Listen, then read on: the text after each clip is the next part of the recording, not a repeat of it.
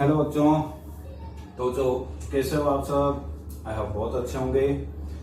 तो चलो बच्चों, आज बोर्ड पे दिख ही गया होगा आपको किस टॉपिक पे हम बात करने वाले हैं। तो बच्चों आज हम बात करने वाले हैं indicator and pH values. Okay, तो जो इंडिकेटर्स पे बात करेंगे साथ में पीएच वैल्यू पे बात करेंगे। दैट्स व्हाई हो सकता है बच्चों आज का वीडियो थोड़ा लंबा भी हो जाए। ठीक है, मैं कोशिश करूंगा वैसे कि पूरा ही ये जो टॉपिक है हमारा एक ही लेक्चर में कंप्लीट हो, बट अगर थोड़ा लंबा हो रहा होगा तो इसे हम दो में भी डिवाइड कर सकते हैं। ओके, तो चलो बच्चों कॉपी पेन निकालो और स्टार्ट करते हैं इंडिकेटर्स। बच्चों फर्स्ट तो ये आप लिख लेना कॉपी में पूरा का पूरा एज इट इज चार्ट। ठीक है, कि डिफरेंट डिफरेंट टाइप के इंडिकेटर्स हैं हमारे पास और इन इंडिकेटर्स में डिफरेंट डिफरेंट कंडीशन में डिफरेंट डिफरेंट कलर्स। तो पहले बात करते हैं इंडिकेटर्स की। इंडिकेटर क्या होते हैं? दोस्तों जैसे कोई कंपाउंड है आपके पास, आपको कोई कंपाउंड दिया मैंने और आपसे पूछा एसिड है बेस है, ठीक है, तो कैसे पता करेंगे? देखो पहले हमने स्टार्टिंग में बात करी थी थ्योरी की कि any compound which give H+ ion and OH- ion. ठीक है, तो जो रियलिटी ये है कि हम आयन तो देख नहीं सकते, तो हमें कैसे पता चलेगा? तो हमें पता चलेगा इनके कलर से। ठीक है, कलर से हमें पता चलेगा। लाइक देखो एक होता है लिटमस। ठीक है, लिटमस बच्चों बनता है लाइकन से। लाइकन आपने बायो में पढ़ा होगा, उससे जो भी पर्पल कलर का होता है, बाद में उसके सॉल्यूशन से हम blue and red litmus paper prepare करते हैं। ठीक है बच्चों, ब्लू कलर है तो कोई कलर चेंज नहीं होगा, लेकिन रेड कलर है तो ब्लू में कन्वर्ट हो जाएगा अगर बेस है। ठीक है, और अगर एसिड है तो blue litmus convert into red. मतलब ब्लू तो रेड में होगा और रेड ब्लू में कन्वर्ट हो जाएगा एसिड और बेस में, ये हिसाब से। और न्यूट्रल में इसमें कोई कलर चेंज नहीं होने वाला। ब्लू है ब्लू रहेगा, रेड है रेड रहेगा। ओके बच्चों, इसको याद करने का एक तरीका ये है कि B for base and B for blue. ठीक है, ये याद रखो कि लिटमस पेपर का कोई भी कलर हो वो हमेशा अल्टीमेटली ब्लू होना चाहिए। अगर वो ब्लू लिटमस लिया आपने और ब्लू का ब्लू है, उसमें कोई कलर चेंज नहीं हुआ, दैट मीन्स कि वो बेस हो सकता है। और रेड लिया और वो ब्लू में कन्वर्ट हो गया तो दैट मीन्स कि वो डेफिनेटली बेस है। सेम एसिड के लिए रेड होता है। फिर आता है फिनोक्सेलिन। फिनोक्सेलिन बच्चों एसिड में कोई कलर नहीं देता, बेस में पिंक कलर देता है एंड न्यूट्रल में भी कलरलेस है। Methyl orange. Methyl orange acid के साथ रेड कलर, बेस के साथ येलो कलर एंड न्यूट्रल के साथ ऑरेंज, जो कि उसका एक्चुअल कलर है मिथाइल ऑरेंज। ओके, नेक्स्ट है रेड कैबेज। रेड कैबेज बच्चों रेड और पिंक कलर देता है एसिड के साथ, ग्रीन कलर बेस के साथ and purple colour for neutral. तो जो रेड कैबेज एक इंपॉर्टेंट है क्योंकि ये तीनों में ही डिफरेंट कलर दे रहा है, न्यूट्रल में अलग, बेस में अलग एंड एसिड में। नेक्स्ट है टर्मरिक। टर्मरिक बच्चों बेस के लिए स्पेशली है, ये बेस के लिए रेडिश कलर देता है, बट आपको पता है टर्मरिक येलो कलर का होता है, तो एसिड में भी येलो एंड न्यूट्रल में भी येलो ही रहता है। And China rose is a dark pink or magenta color in acid, green color in base and pink color in neutral। ठीक है, तो बच्चों ये कुछ इंडिकेटर्स होते हैं जो डिफरेंट डिफरेंट कलर्स के थ्रू हमें बताते हैं कि गिवन कंपाउंड एसिड है, बेस है या न्यूट्रल है। ओके, कुछ ऑल्फैक्टरी इंडिकेटर्स भी होते हैं। ऑल्फैक्टरी इंडिकेटर्स मीन्स उनकी फ्रेग्रेंस है हमें पता चलता है, लाइक ऑनियन हो गया, वनीला हो गया। ये जो ऑल्फैक्टरी इंडिकेटर्स होते हैं जिनकी स्मेल से हमें पता चलता है। ओके, तो बच्चों इसमें तो ज्यादा कुछ है नहीं, आप सिंपली बस इस टेबल को लिख लेना कॉपी पेन से और याद कर लेना। ठीक है, इसका और कोई कंसेप्ट नहीं है, कोई इसमें समझाने जैसा कुछ है नहीं, आप सिंपली इस टेबल को लिख लेना और याद कर लेना। चलो आगे चलते हैं, फिर हम बात करते हैं हमारे पीएच पे। ठीक है, पीएच बच्चों बहुत इंपॉर्टेंट टॉपिक है। वैसे तो आपके सिलेबस में पीएच की कैलकुलेशन नहीं है, फिर भी मैं पढ़ा रहा हूं क्योंकि ये अल्टीमेटली आपके काम आने वाली है। क्योंकि कई बार ऐसा देखा गया है कि आपके एनटीएसी में इससे रिलेटेड क्वेश्चन पूछ लेते हैं, पीएच रिलेटेड। ठीक है, तो उसमें डायरेक्ट पीएच भी फाइंड आउट करने के लिए बोल देते हैं। सिलेबस में नहीं है लेकिन फिर भी पूछ लेते हैं और वहां आप मना नहीं कर सकते। ठीक है, तो चलो बच्चों बात करते हैं पीएच की। तो सबसे पहले तो बच्चों पीएच का मतलब क्या होता है? पीएच का मतलब होता है power of hydrogen. Okay, that is the meaning of power of hydrogen. और एक स्केल होता है बच्चों फ्रॉम 0 to 14, ठीक है, एंड मिड में 7 का मतलब होता है न्यूट्रल, 14 का मतलब बेस एंड 0 का मतलब एसिड। स्केल के अकॉर्डिंग ये है बच्चों कि अगर आप इस डायरेक्शन में जा रहे हो, मतलब कोई भी सब्सटेंस आपके पास, कोई भी सॉल्यूशन है, अगर उस सॉल्यूशन की पीएच 7 है तो वो न्यूट्रल है, बिलो 7 है तो एसिड है, एंड अबव 7 है तो बेस है, ठीक है। इसमें भी जो आपके यहाँ 6 है, 5 है बच्चों, ये होता है वीक एसिड। अब आपकी पीएच जैसे जैसे कम होगी उसकी स्ट्रेंथ बढ़ती जाएगी, वो उतना ही ज्यादा स्ट्रॉन्ग एसिड होता जाएगा। सेम बेस के लिए होगा कि 14 वाला जो होता है, ठीक है, कोई भी सॉल्यूशन जिसकी पीएच 14 होगी बच्चों स्ट्रॉन्ग बेस होता है, लाइक NaOH, KOH, ठीक है। और 8 पे, 9 पे, 10 पे ये होते हैं वीक बेस, ठीक है।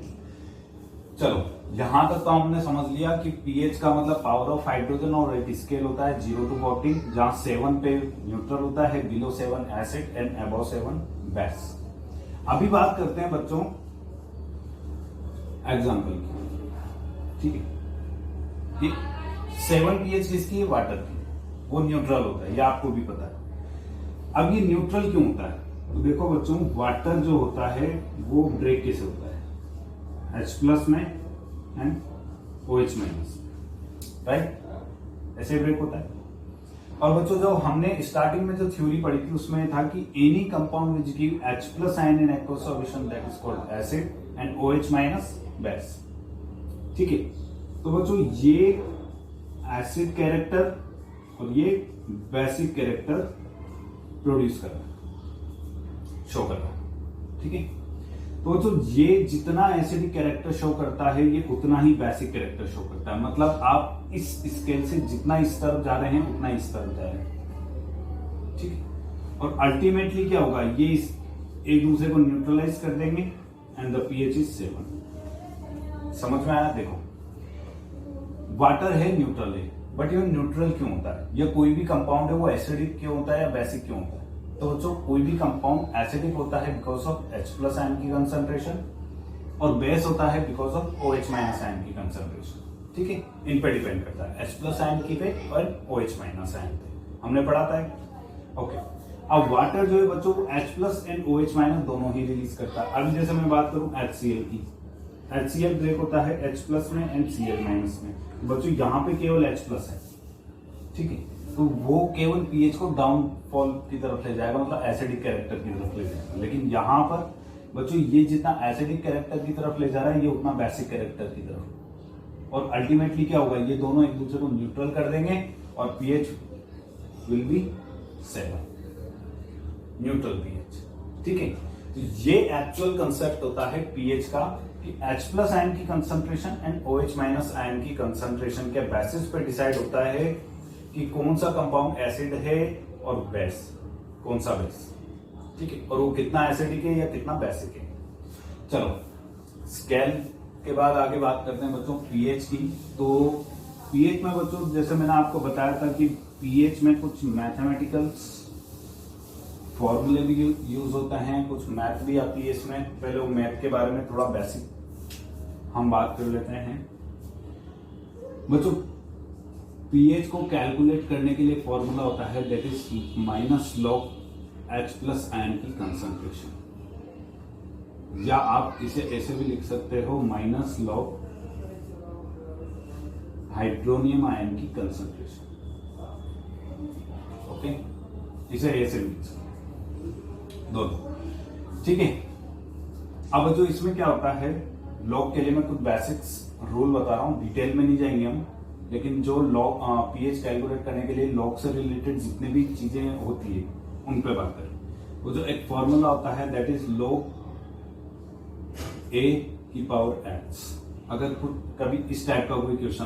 A⁻⁻⁻⁻⁻⁻⁻⁻⁻⁻⁻⁻⁻⁻⁻⁻⁻⁻⁻⁻⁻⁻⁻⁻⁻⁻⁻⁻⁻⁻⁻⁻⁻⁻⁻⁻⁻⁻⁻⁻⁻⁻⁻⁻⁻⁻⁻⁻⁻⁻⁻⁻⁻⁻⁻⁻⁻⁻⁻⁻⁻⁻⁻⁻⁻⁻ ठीक है, तो इसका सॉल्यूशन होगा x log a। तो बच्चों जो पावर में होता है वो आगे की तरफ आ जाता है, ठीक है, वो log से बाहर की तरफ आ जाता है, बिल्कुल इस तरीके से, ठीक है। अब अगर आपसे ऐसे बोला जाए log a into log b is equal to a plus B होगा, और log a divide by log b ये होगा a माइनस बी, ठीक है। ये कुछ बेसिक फॉर्मूले हैं जो आपके लॉग में यूज आने वाले हैं, ठीक, ये लिख लेना बच्चों।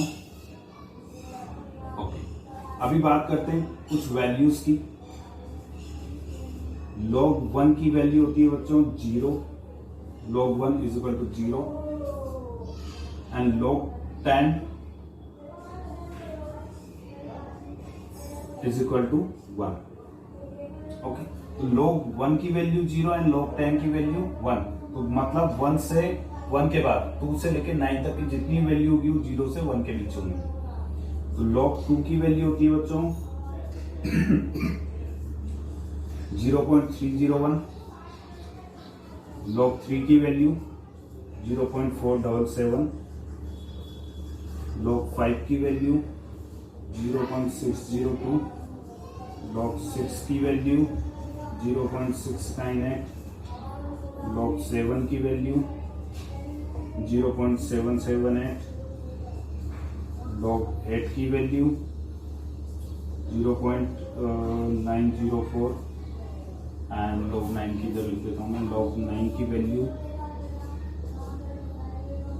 0.945 ये होती है। ये लिख लेना और याद कर लेना, ठीक है। अब ये फॉर्मूले कैसे यूज करने हैं और ये वैल्यूज क्या है अभी हम समझेंगे बच्चों, लेकिन फिलहाल ये फॉर्मूला मैं आपको समझाने की कोशिश करता हूँ। देखो, कई बार ये होता है हमें वैल्यूज याद रहती है, कई बार नहीं रहती, तो क्या करना है, देखो कुछ वैल्यूज तो बच्चों आपको याद करनी पड़ेगी, लेकिन अब मैं बोलूं जैसे आपको 3 हो गया, 3 के बाद 4, ओके, log 4 नहीं, क्या करा, log 4, ओके, ये हो गई 3 की वैल्यू, देन ये हो गई 4 की वैल्यू, ये है 5 की वैल्यू है 6 की वैल्यू,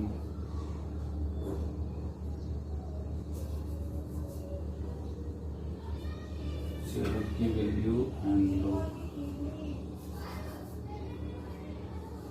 8, तो log की वैल्यू होती है 5 एंड 70 एंड 0.901।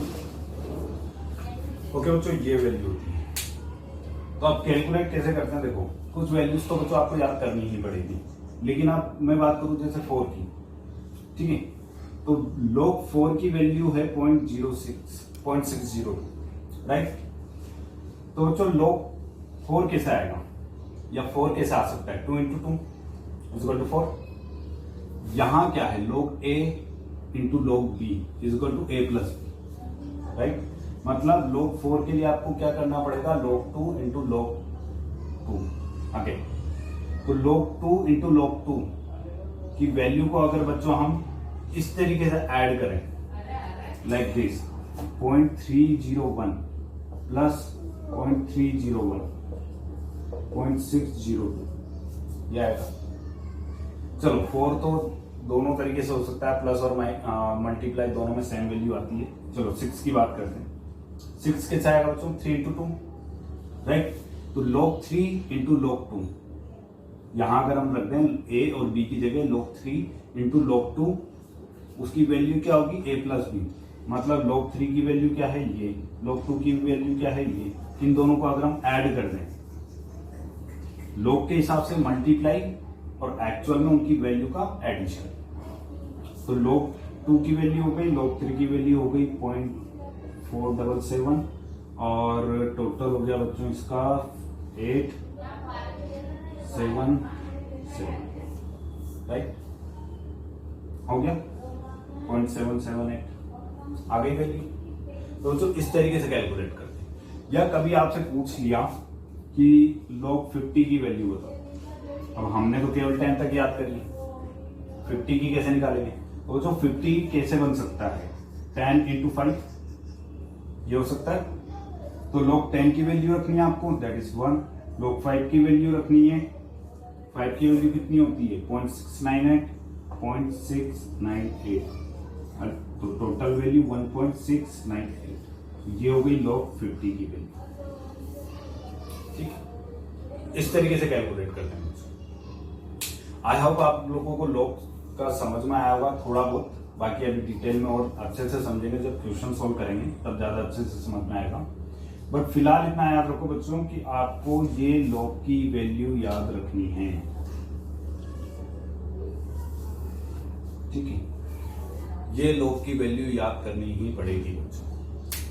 ठीक है, चलो आगे चलते हैं, लिख लेना इसको। अब बात करते हैं बच्चों सीधा पीएच पे। ठीक है, कि आपको कोई कंपाउंड दिया है और दे दिया है उसकी कंसंट्रेशन।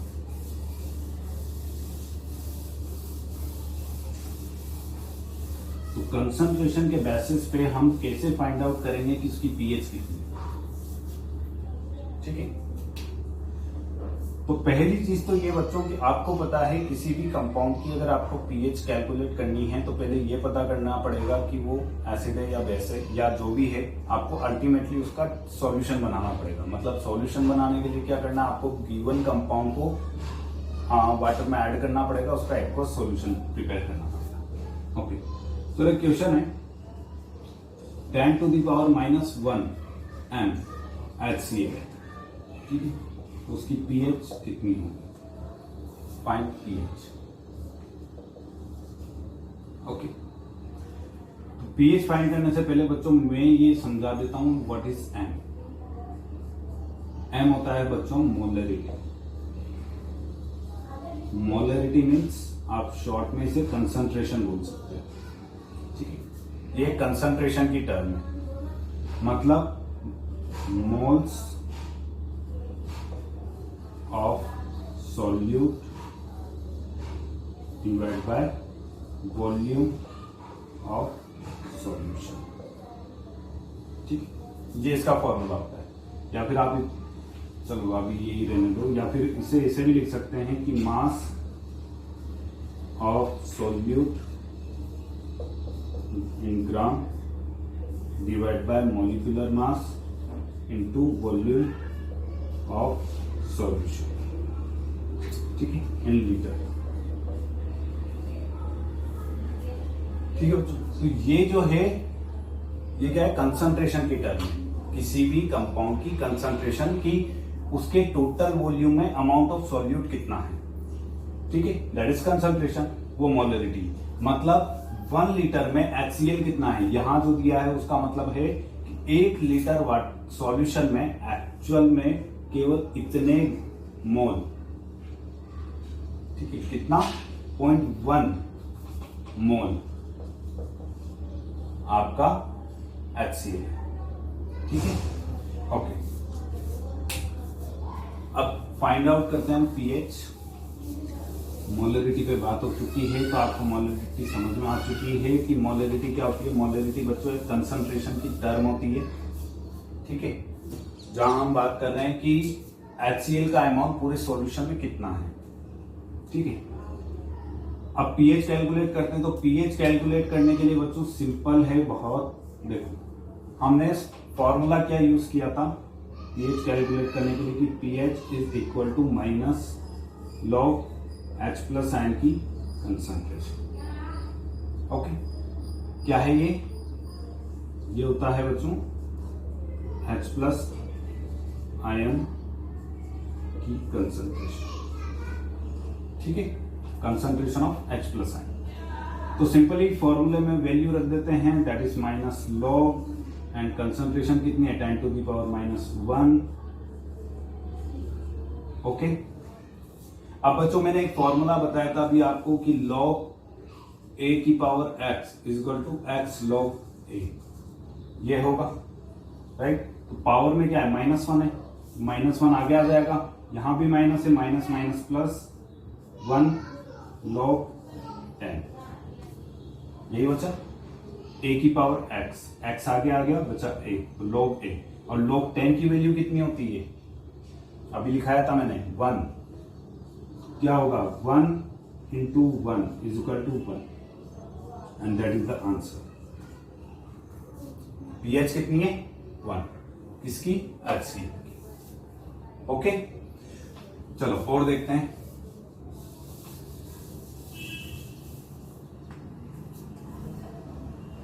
बच्चों 10 to the power -2 and HCl, इसकी कंसंट्रेशन कितनी होगी, मतलब इसकी pH कितनी होगी, pH होगी बच्चों, वैल्यू रखते हैं -log H+n की कंसंट्रेशन, 2 आगे आ जाएगा, minus minus plus 2 log 10, log 10 की वैल्यू अगेन 1, तो 2 into 1 is equal to 2 and the pH is 2. Same 10 to the power -3 m HCl हो, तो उसकी कंसंट्रेशन कितनी होगी 3, pH की, सॉरी नॉट कंसंट्रेशन, pH कितनी होगी 3, 10 to the power -4 m HCl, इसकी pH कितनी है 4, 10 to the power -5 m HCl, इसकी pH कितनी है 5, very good, 10 to the power -6 m HCl, इसकी pH कितनी है 6, वेरी गुड। इधर देखते हैं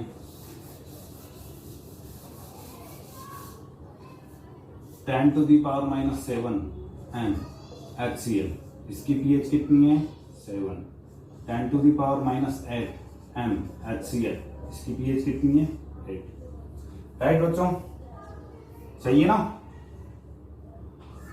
कैसे सही है बच्चों, ये तो गलत हो गया, ये HCl है, HCl न्यूट्रल या बेसिक कैसे हो सकता है, 7 पर तो न्यूट्रल होता है और अबव 7 बेसिक होता है, और HCl कभी बेस कैसे हो सकता है, न्यूट्रल कैसे हो सकता है, तो क्या हुआ सर, कैलकुलेशन गलत हो गई हमारी।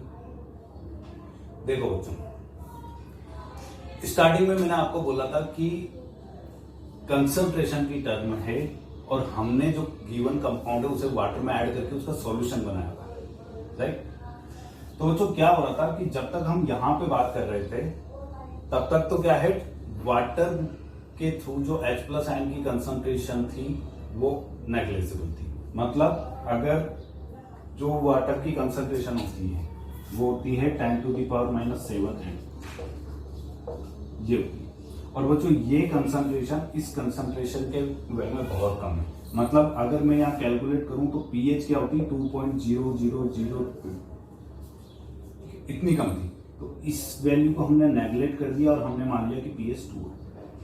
यहां तक तो हम ये करते हैं 6 तक तो, लेकिन बच्चों 7 पे ऐसा नहीं कर सकते, 7 पे हम वाटर को नेगलेक्ट नहीं कर सकते। क्यों नहीं कर सकते, क्योंकि बच्चों जो गिवन कंपाउंड है उसकी पीएच और वाटर उसकी कंसंट्रेशन एंड वाटर की कंसंट्रेशन सेम है, तो अभी हम वाटर को नेग्लेक्ट नहीं कर सकते। तो अब क्या करेंगे, अब हमें वाटर की कंसंट्रेशन को भी इसके साथ ऐड करना पड़ेगा एंड देन सॉल्व करना पड़ेगा। चलो तो कैलकुलेट करते हैं।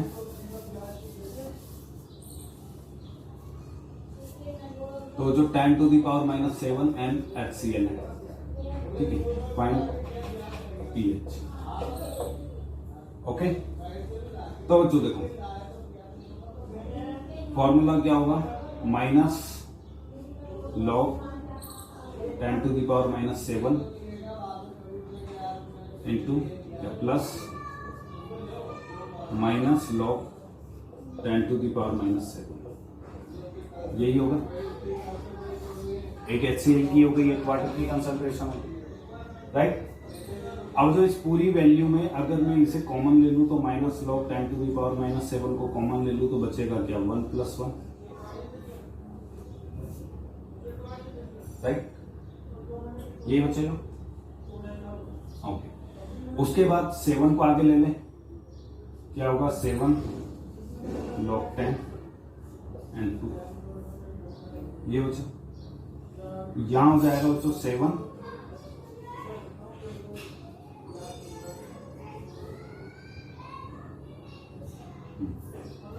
7 हो गया इंटू लॉग 2, ये होगा। देखो कैसे हुआ, मैं दोबारा बताता हूं। देखो ऐसे था, यहां क्या हुआ minus log 10 to the power minus 7, यहां तक कोई दिक्कत? ओके। उसके बाद 7 आगे आ गया, माइनस माइनस प्लस हो गया, लॉग 10, लॉग 10 बच्चों इससे मल्टीप्लाई होगा, दैट इज लॉग 2, ये होगा राइट। 7 ऑलरेडी लॉग से बाहर जा चुका है, तो 7 तो एज इट इज रहा, यहां माइनस का लॉग आएगा, ठीक है। तो बच्चों क्या होगा, लॉग 10 की value 1,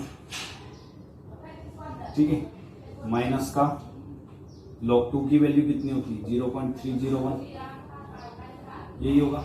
7 as it is minus 0.301 and the value is 6.7 and the pH is 6.7, ठीक है। देखो कैसे हुआ, पहले यहां तक किया, यहां तक कोई प्रॉब्लम कुछ नहीं, इसके बाद कॉमन लिया, कॉमन लेके 1 एंड 1 बचा, ये हो गया टोटल 2। अभी इसको ओपन किया तो minus log 10 to the power minus 7 into minus log 10 to the power 2, ये होगा।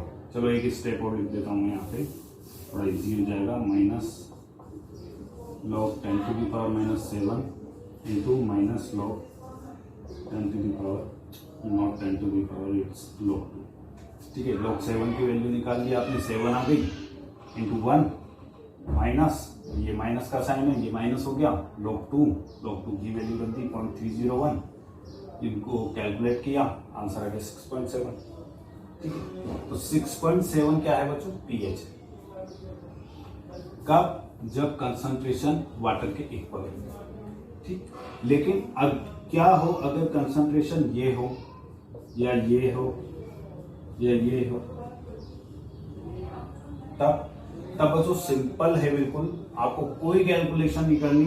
अबव 7 जब भी आ जाए हमेशा आंख बंद करके लिख देना 6.9, क्योंकि 7 नहीं हो सकती एंड 6.9 ही अल्टीमेटली pH रहेगी, and that is the answer if the concentration is above -7, 10 to the power -7। Okay, I hope थोड़ा समझ में आया होगा। चलो कुछ और क्वेश्चन देखते हैं।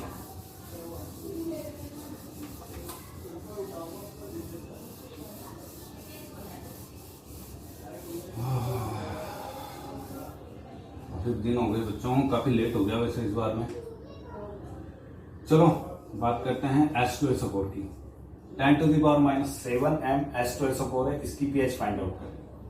चलो 7 नहीं, अब यहाँ करते हैं 4 कर लेते हैं। Okay, 10 to the power -4 m H2SO4, इसकी pH फाइंड आउट करें। तो सिंपली तो बच्चों आपको लग रहा है कि 10 टू द पावर -4 है सर, pH हो जाएगी 4, राइट? नहीं होगी बच्चों। आप एक चीज देखो, ये है H2SO4, H2SO4 ब्रेक होगा 2H+ आयन, मतलब एक ही मॉलिक्यूल 2 H+ आयन रिलीज करेगा। तो कंसंट्रेशन क्या हो जाएगी, कंसंट्रेशन होगी 2 × 10 टू द पावर -4, ये होगी, यही होगी। अब इस वैल्यू को रखना है हमें फॉर्मूले में, that is minus log H+ ion की concentration, that is 2 × 10 to the power -4। Okay, इसे मैं ऐसे लिख दूं, minus log 10 to the power -4 minus, मतलब प्लस होगा, माइनस लॉग 10 लॉग 2, यही होगा। Minus log 10 to the power -4 वो रख दिया, प्लस माइनस लॉग 2 ये रख दिया, प्लस माइनस माइनस हो जाएगा, यहां आएगा माइनस लॉग, चलो इसे भी सॉल्व कर ही लेते हैं, 4 आगे आ जाएगा, प्लस का हो गया 10 प्लस माइनस माइनस लॉग 2, यही होगा। लॉग 10 की वैल्यू 1 हो जाएगी, तो अल्टीमेटली यहां आ जाएगा 4, एंड लॉग 2 की वैल्यू हो जाएगी बच्चों 3.01, and the answer is 4 minus that is 3.7। ये हो जाएगी पीएच। तो पीएच होगी 3.7। कब? जब 10⁻⁻⁴ एंड कंसंट्रेशन। ठीक है।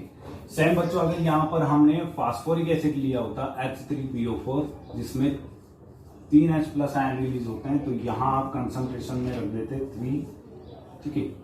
उस कंडीशन में यहाँ 3 होता और यहाँ log 3 की वैल्यू आप कैलकुलेट कर रहे होते and the final value is log 3 की वैल्यू होती है 0.477 और इसे आप माइनस कर दो, दैट इज 3.533, राइट। ये value and the pH is 3.53।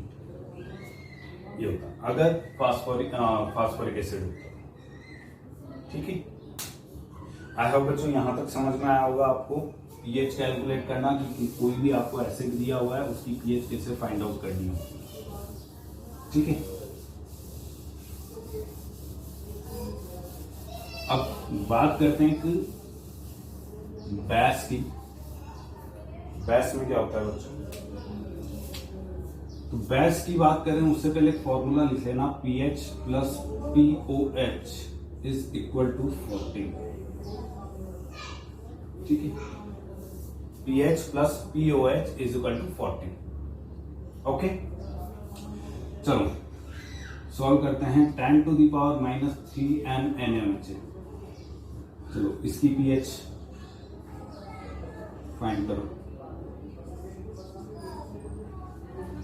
अब 10⁻³ NaMH है तो आंसर सीधा आ रहा है 3, लेकिन pH आपको ही पता है बच्चों 3 तो हो नहीं सकती क्योंकि ये बेस है और बेस की pH 3 कभी नहीं हो सकती, राइट। तो बच्चों एक चीज याद रखना, आपको गिवन क्या है, एसिड या बेस। अगर एसिड है तो आप सीधा pH कैलकुलेट करोगे और अगर बेस है तो आप कैलकुलेट करोगे POH। ठीक है। सेम फॉर्मूला लगेगा again, minus log OH minus ion की कंसंट्रेशन। ठीक, क्या रखोगे वैल्यू, माइनस लॉग 10⁻⁻³ सॉल्व करोगे, अल्टीमेटली 3 आ जाना है प्लस का, राइट। कैसे सॉल्व करा है बताइए आपको। ये वैल्यू जो आई है किसकी आई है, POH की। अब इस वैल्यू को यहां रख दो इस फॉर्मूले में कि pH plus 3 is equal to 14, तो pH is equal to 14 minus 3 कितना होगा 11, right. And the pH is 11 pH होती है बस। इस तरीके से सॉल्व करते हैं बच्चों। सेम अगर आपके यहां पर कैल्शियम के बारे में पूछ लिया होता, कैल्शियम हाइड्रोक्साइड, तो बच्चों जैसा कि एसिड में करा था हमने सेम वैसे करना है कि यहाँ पीएच कंसंट्रेशन क्या हो जाएगी, अब कंसंट्रेशन हो जाएगी आपकी 2 × 10⁻⁻3। ठीक है। तो 10⁻⁻3 है, ठीक है, उसकी वैल्यू 3 आ जाएगी एंड log 2 आएगा। log 2 को आप 3 माइनस log 2 करोगे, log 2 की वैल्यू होती है 0.301, सॉरी। ठीक है, वैल्यू आ जाएगी 2.7 की वैल्यू को फिर यहां रखोगे, 14 माइनस 2.7 और आंसर आ जाएगा आपका 11.3, राइट। सिंपल, ठीक है। आई होप बहुत सिंपल लगा होगा, समझ में आ गया होगा बच्चों आपको, ठीक है। बाकी इसके अलावा भी कोई फिर भी आपको समझ में नहीं आया प्लीज आप कमेंट में लिख सकते हैं, ठीक है। मैं आपके डाउट्स वहीं क्लियर कर दूंगा। ओके बच्चों, चलो नेक्स्ट क्लास में आगे देखते हैं हम सॉल्ट के बारे में। ओके बच्चों, तो आज के लिए बस इतना ही। पीएच की हम बात करने वाले थे। पीएच बच्चों बहुत इंपॉर्टेंट टॉपिक होता है, आपके बाद में भी बहुत काम होता है, ठीक है। प्लस एनटीएसी में बच्चों इससे रिलेटेड क्वेश्चन आ जाते हैं पीएच रिलेटेड। तो ये होता है बच्चों हमारा पीएच एंड पीएच कैलकुलेशन का मेथड। इसके लिए आपको कुछ चीजें याद करनी पड़ेगी जो मैथमेटिकल पार्ट है, क्योंकि मैं मैथ का टीचर नहीं हूँ इसलिए डिटेल में नहीं जा सकता लॉग के, और लॉग आई थिंक आपके 11th या 12th में आता है, ठीक है। तो जितना हमने पढ़ा है बच्चों बस उतना ही आपके काम का है, ठीक है, केमिस्ट्री में पीएच कैलकुलेट करने के लिए, ठीक है बच्चों। तो पढ़ाई करते रहना ऑल द वेरी बेस्ट बच्चों, बाय।